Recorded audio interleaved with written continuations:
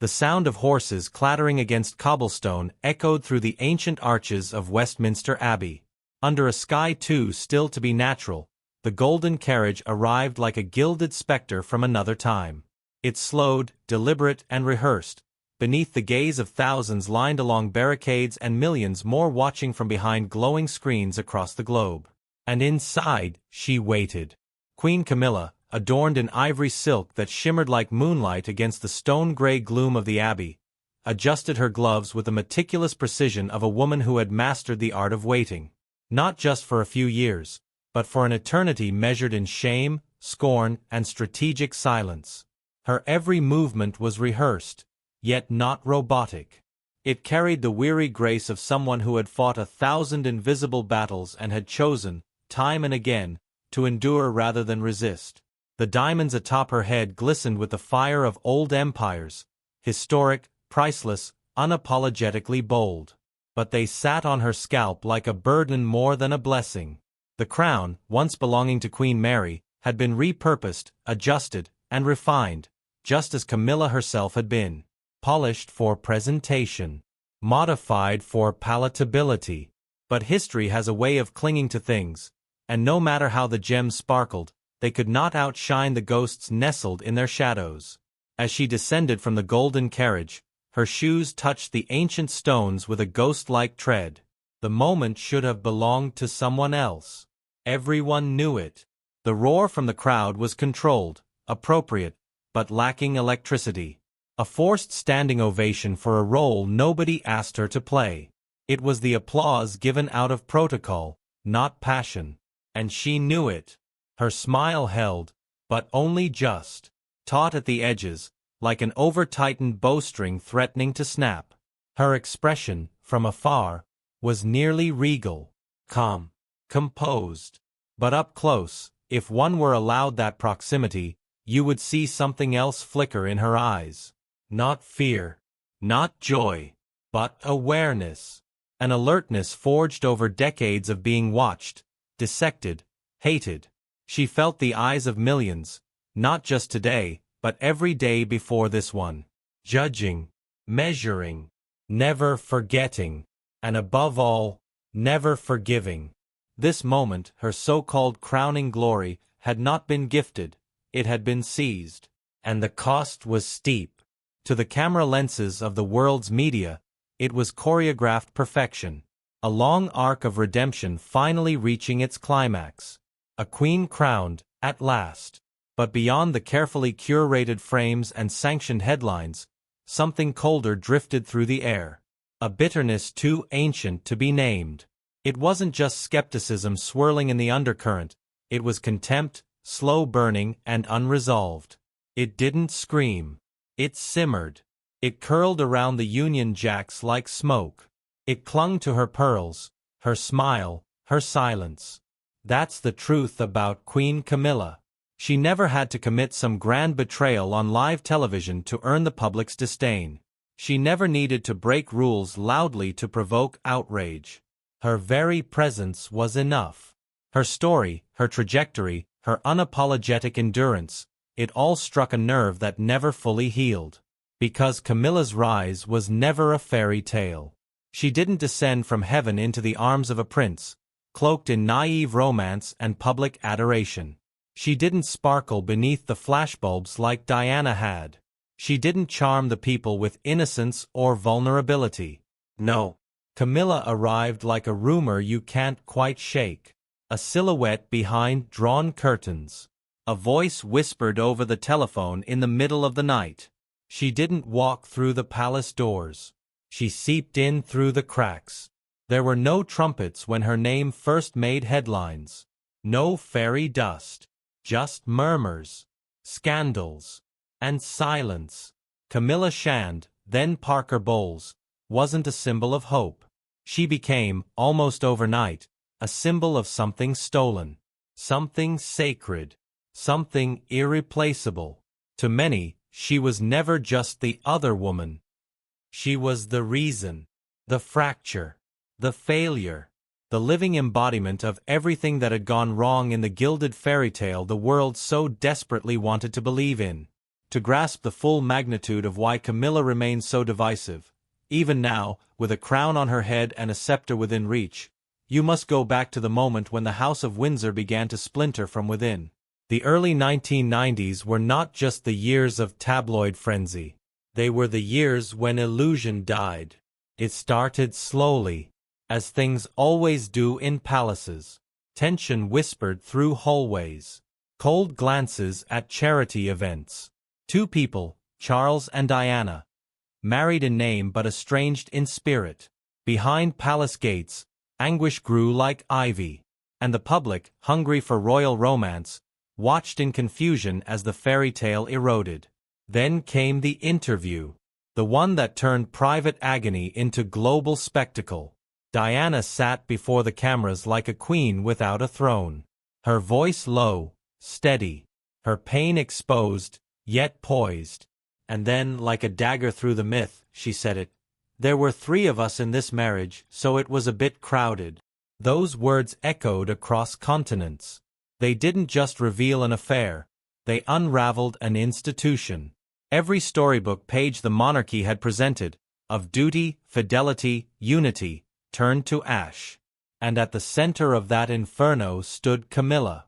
She wasn't just part of the scandal. She was the scandal. The world recoiled. The other woman wasn't some unknown temptress. She was someone known for decades. Embedded. Comfortable. Intimate. Camilla wasn't incidental. She was essential. And the public, outraged and grieving, needed someone to blame. Soon after came the tapes. The now infamous, almost farcical recordings. At first, many thought they had to be fake. So vulgar, so ridiculous. But they weren't. They were real, unfiltered, and utterly damning. Charles, future King of England, whispering obscene desires to a woman not his wife. Craving her. Desperate. Joking about being reincarnated as her tampon. The world laughed. Then gasped. Then turned furious. The absurdity of it made it even more grotesque. While Diana wore a brave face for cameras and wept behind locked doors, her husband was trading pillow talk with the woman whose name now triggered headlines and heartbreak in equal measure. And Camilla? She wasn't caught off guard. She wasn't collateral damage. She was central. A deliberate fixture in the secret life of the heir to the throne. She had always been there, lurking in the folds of royal protocol, woven into Charles's emotional DNA. Not a fling. Not a momentary lapse. A presence. An inevitability. She wasn't an outsider. She was the architect of Diana's despair. At least, that's how the world saw it. The fury wasn't merely moral. It was emotional. People had invested in Diana. They had loved her. They had projected their dreams, their sorrows, their hopes onto her delicate frame and wounded soul. And Camilla, by simply existing in the role that should have belonged to Diana, became the villain of the century's most public heartbreak. And yet, through it all, Camilla said little. No press conference. No apology tour. Just quiet defiance. She refused to explain herself to a world that had already made up its mind. But silence, when left to ferment, curdles. It hardens into myth. And Camilla's silence became a symbol of guilt, just as Diana's vulnerability had become a symbol of truth. As Diana's world crumbled, the public chose its heroine. And it wasn't a contest. Diana bled openly, and the people loved her for it. Her sorrow was luminous. Her pain was poetic. She was bruised and beautiful, a princess and a prisoner. Camilla, by contrast, offered no apologies, no explanations, only silence. She made no effort to win anyone over. That silence, to millions, was an admission of guilt. And guilt, unspoken, becomes a scar. Even when Diana died, violently, tragically, beneath the brutal weight of steel and flashing lights in a Paris tunnel, Camilla did not vanish. The world had stopped in grief, as if time itself took a breath. Crowds gathered outside palaces, not in protest, but in mourning. Flowers blanketed the gates of Kensington. Mothers wept in front of televisions. Children held up signs that read, "You were our princess." Yet in all that public heartbreak, one figure remained suspiciously quiet, painfully present: Camilla. Many believed she would retreat, that out of respect, if not shame, she would fade again into the background, disappear into the shadows from which she had come. That the decency of mourning, the sheer gravity of what had been lost, would force her back into silence, back into exile. But that never happened. The woman who had once been the most despised in Britain did not run. She waited. She observed. And then, quietly and deliberately, she stepped forward. At first, she emerged like a whisper, a faint figure in the background of Charles's private gatherings. Her name would appear in small footnotes beneath photographs. An old friend, a companion, a long-standing confidant. But it didn't take long before the footnotes became headlines. Before she stood at his side at charity dinners, garden parties, weekend retreats at Highgrove. Slowly, methodically, she became visible. And then, undeniably present. It was no accident. The palace had orchestrated the reinvention with the precision of a military operation. Every appearance, every photograph, every carefully chosen outfit had been designed to soften her edges. They called it a soft rollout, as though she were a product being reintroduced to a skeptical market. Camilla wasn't the villain, they insisted. She was misunderstood. Love, after all, was messy. Charles and Camilla had always been soulmates. The narrative was no longer about betrayal, it was about destiny. But the public wasn't buying it. Not yet. Maybe not ever. You could hear the anger in the streets. See it in the graffiti scrawled across palace walls. Queen Adulteress. You could feel it in the crowds that still shouted Diana's name during royal parades. At events where Camilla appeared, protest signs waved like flags of defiance. There's only one queen. Diana forever. There were posters that showed Diana in a white dress, angelic wings photoshopped behind her, her gaze fixed like a warning. It didn't matter that the monarchy tried to move forward, the public had pressed pause on forgiveness. Talk show hosts snickered through monologues laced with disdain. Political cartoonists etched daggers into Camilla's image with their pens.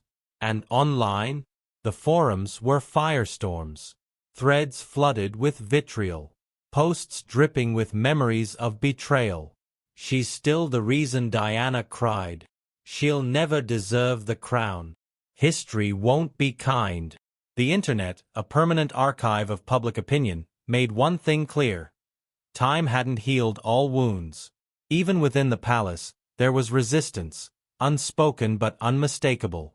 Queen Elizabeth II, ever the diplomat, never publicly condemned Camilla.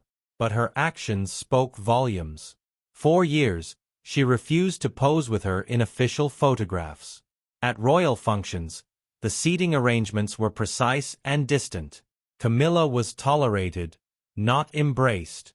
Even when she married Charles in 2005, it was a whisper of a wedding. A civil ceremony, not a royal spectacle. No Westminster Abbey. No cathedral bells. Just quiet vows and a brief blessing. And one promise, repeated like gospel by palace aides: Camilla would never be queen. She would be princess consort. It was a compromise. A balm for a wounded nation still aching for the woman it had lost. But time, as always, is the great manipulator. And promises? They dissolve like sugar in tea. When Queen Elizabeth died in 2022, the monarchy shifted overnight. Her passing was the end of an era, the end of stoic duty, of unshakable tradition. And in that silence, Camilla's title began to change. At first it was subtle, a shift in language. Her Majesty the Queen Consort. Then, gradually, Queen Camilla. No qualifiers. No caveats. No explanations. The years of rebranding had worked, or at least, they had softened the blow. Her work with charities. her reading initiatives, her quiet appearances at domestic abuse shelters. Her image had been scrubbed, sanded down. But what the palace forgot was that acceptance is not affection, and tolerance is not trust. Not everyone within the royal family was ready to pretend. Prince William kept his distance, carefully navigating duty and discomfort. But Prince Harry? His disdain could not be hidden. In his memoir Spare, he wrote about her with icy precision, called her dangerous, described her as a media operator who fed stories to the press to boost her own standing. He didn't accuse her directly of Diana's demise, but he didn't need to. His silence at family events, his absence from her milestone moments, screamed the truth. Camilla, in his eyes, was a player in the very machine that chewed up and spit out his mother. Behind palace walls, the whispers were louder. Staff who had served multiple reigns spoke cautiously. She wasn't cruel, they said. Just cold. Calculated. A master of timing and positioning. She didn't yell. She didn't need to. Her power was in her restraint. She knew which aristocrats to charm, which journalists to befriend, which causes to champion. Her influence moved not with thunder, but with velvet. Even the British press, once savage in their pursuit of her humiliation, began to soften. Stories emerged praising her book clubs, her sense of humor, her every woman charm. She was reframed as relatable, stable, sane. But scroll past the headlines into the comment sections, and the past erupted like a geyser. She'll never be Diana. Queen by default, not devotion. No amount of charity work will erase history. Still, Camilla endured. She showed up. Always early.